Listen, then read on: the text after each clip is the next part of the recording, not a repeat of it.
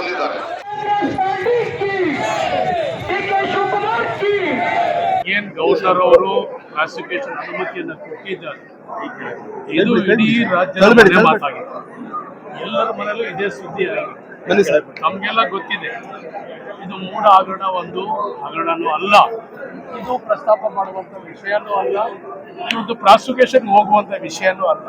ಆದ್ರೂ ಸಹ ಒಂದು ದ್ವೇಷದ ರಾಜಕಾರಣಕ್ಕೋಸ್ಕರವಾಗಿ, ಒಂದು ರಾಜಕೀಯ ಷಡ್ಯಂತರಕ್ಕೋಸ್ಕರವಾಗಿ ಒಬ್ಬ ಕಳಂಕರಹಿತ, ಒಬ್ಬ ಭ್ರಷ್ಟಾಚಾರ ರಹಿತ, ಒಳ್ಳೆ ಆಡಳಿತವನ್ನ ಕೊಡುವಂತ ಒಬ್ಬ ಮಾನ್ಯ ಮುಖ್ಯಮಂತ್ರಿಯವರ ಮೇಲೆ ಇಂಥ ಒಂದು ಆರೋಪವನ್ನ ಇವತ್ತು ಬಿಜೆಪಿಯವರು ಇವತ್ತು ಮಾಡ್ತಾ ಇದ್ದಾರೆ. ನಾನು ಹೇಳೋದಿಷ್ಟೇ, ಗವರ್ನರ್ ಅವರಿಗೆ ನಿಮ್ಮ ಮುಂದೆ ಎಷ್ಟು ಜನದ ತನಿಖೆಗಳು ಬಾಕಿ ಇದೆ? ಸ್ಪಷ್ಟವಾಗಿ ಲೋಕಾಯುಕ್ತ ನಿಮಗೆ ಎಷ್ಟು ಜನಕ್ಕೆ ಅನುಮತಿಯನ್ನು ಕೇಳಿದೆ?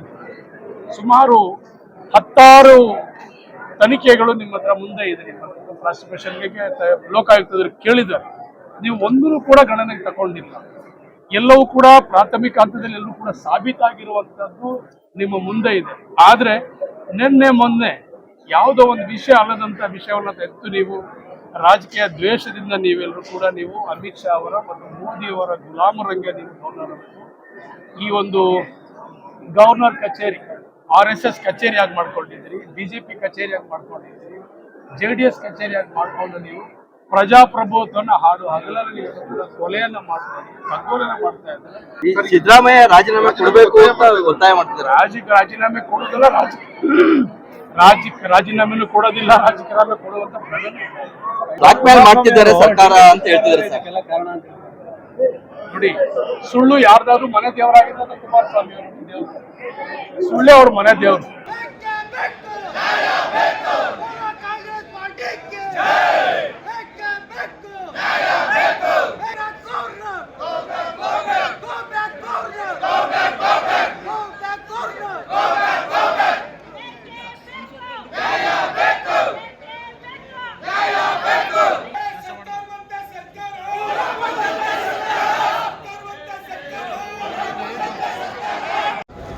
ಮಾನ್ಯ ಮುಖ್ಯಮಂತ್ರಿಗಳಾದ ಸಿದ್ದರಾಮಯ್ಯ ಸಾಹೇಬರವರ ವಿರುದ್ಧವಾಗಿ ನಡೀತಕ್ಕಂಥ ಷಡ್ಯಂತರ ವಿರುದ್ಧವಾಗಿ ಏನೂ ವಿಷಯವಲ್ಲದಂತ ವಿಷಯವನ್ನ ಬಿಜೆಪಿಯವರು ಮತ್ತು JDS ಅವರು ಮತ್ತು RSS ನವರು ಒಂದು ಷಡ್ಯಂತ್ರವನ್ನ ಮಾಡಿ ಒಂದು ಕಳಂಕವನ್ನ ತರುವಂತ ಕೆಲಸ ಇವತ್ತು ಬಿಜೆಪಿಯವರು ಮಾಡ್ತಾ ಇದ್ದಾರೆ.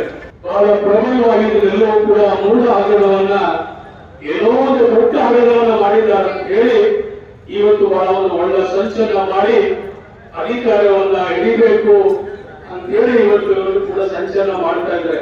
ತಾವು ಗವರ್ನರ್, ನಿಮಗಾದಂತಹ ಒಂದು ಜವಾಬ್ದಾರಿ ಇದೆ, ನಿಮಗಾದಂತಹ ಒಂದು ಸ್ಥಾನ ಇದೆ. ತಾವು ಈ ರಾಜ್ಯದ ಸಂವಿಧಾನದ ರಕ್ಷಣೆಯನ್ನು ಮಾಡುವಂತ ಕೆಲಸ ನಾವು ಮಾಡಬೇಕಾಯಿತು. ನಿಮ್ಮ ಮುಂದೆ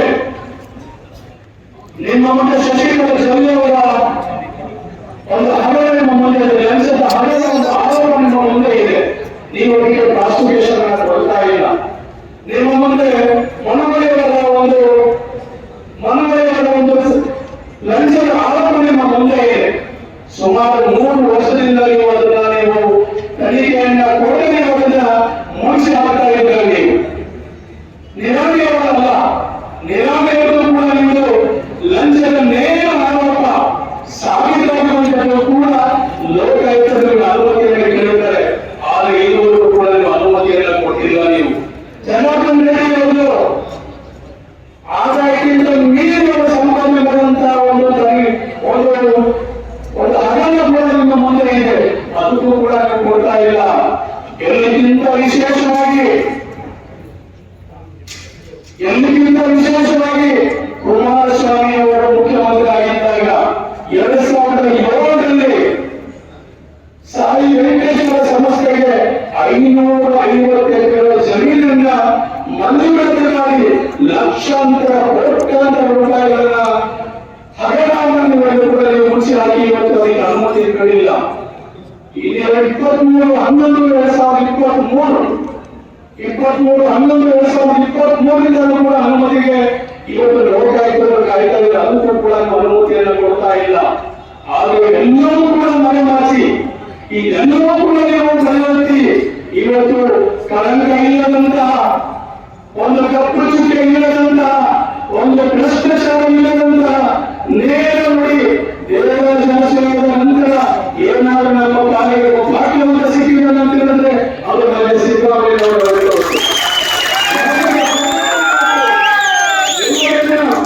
ಎಲ್ಲ ಸಮುದಾಯದವರನ್ನ, ಎಲ್ಲ ಧರ್ಮದವರನ್ನ, ಎಲ್ಲ ಜಾತಿಯವರನ್ನ, ಎಲ್ಲ ವರ್ಗದವರನ್ನ ಜೊತೆಗೆ ತಗೊಂಡೋಗುವಂತ ಏಕೈಕ ನಾಯಕ ಇವತ್ತು ಮಾನ್ಯ ಸಿದ್ದರಾಮಯ್ಯ ವಿರುದ್ಧವಾಗಿ ನೀವು ಇಂಥ ಒಂದು ಷಡ್ಯಂತ್ರವನ್ನು ಮಾಡ್ತಾ ಇದ್ದೀರಿ. ಎಲ್ಲರೂ ಕೂಡ ನಿಮಗೆ ನಾಚಿಕೆ ಆಗ್ತದೆ. ಎಲ್ಲರೂ ಕೂಡ ನೀವೆಷ್ಟು ಕೂಡ ನಾವು ನಿಮ್ಮಲ್ಲಿ ವಂಚಕ್ಕೆ ನೀವು ಸಚಿವ ಸ್ಥಾನಗಳನ್ನು ಮಾಡ್ತೀರಿ, ನೀವು ವಂಚಕ್ಕೆ ನೀವು ಸಚಿವ ಸ್ಥಾನವನ್ನು ಹಾಕೊಂಡಿದ್ದೀರಿ. ಅನೇಕ ಹಗರಣಗಳನ್ನು ಕೂಡ ಜೈಲಿನ 11 ಜನಗಳು ಕೂಡ ಜೈಲಿಗೆ ಹೋಗಿದ್ದೀರಿ, ಮುಖ್ಯಮಂತ್ರಿ ಜೈಲಿಗೆ ಹೋಗಿದ್ದೀರಿ.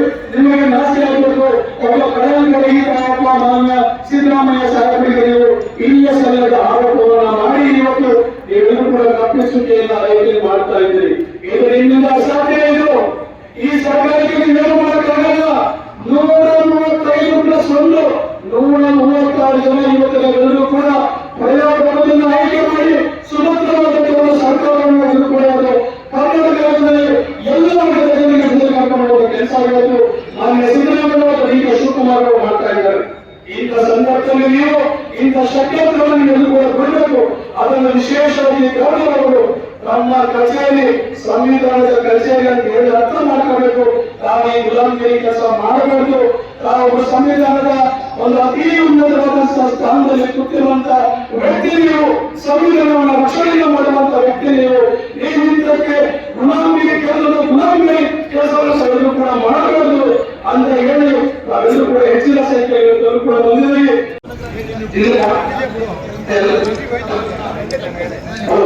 ಪಕ್ಷದ ಮುಖಂಡಗಳಿಂದ ಇವತ್ತು ಮಾನ್ಯ ಜಿಲ್ಲಾಧಿಕಾರಿ ರಾಮನಗರ ಮೂಲಕ ಒಂದು ಪ್ರತಿಭಟನಾ ಪತ್ರವನ್ನು ರಾಷ್ಟ್ರಪತಿಗಳಿಗೆ ಸಲ್ಲಿಸಿ ಈ ಕೂಡಲೇ ರಾಜ್ಯಪಾಲರ ಕೆಲವನ್ನ ಕರ್ನಾಟಕದಿಂದ ವಾಪಸ್ ಕರ್ಸ್ಕೊಳ್ಬೇಕು ಅಂತ ಒಂದು ಒತ್ತಾಯವನ್ನು ಈ ಮೂಲಕ ಮಾಡ್ತಾ ಇದ್ದೀವಿ. ಎಲ್ಲರಿಗೂ ನಮಸ್ಕಾರ. ನಾವೇನು ಮನವಿ ಪತ್ರ ಕೊಟ್ಟಿದ್ದೀವಿ, ಆ ಮನವಿ ಪತ್ರವನ್ನು ಜಿಲ್ಲಾಡಳಿತದ ಮೂಲಕ ಕೇಂದ್ರ ರಾಷ್ಟ್ರಪತಿಗಳಿಗೆ ಕಳಿಸಿಕೊಡುವ ಕೆಲಸ ಪಕ್ಷದ ಪ್ರಾರಂಭ.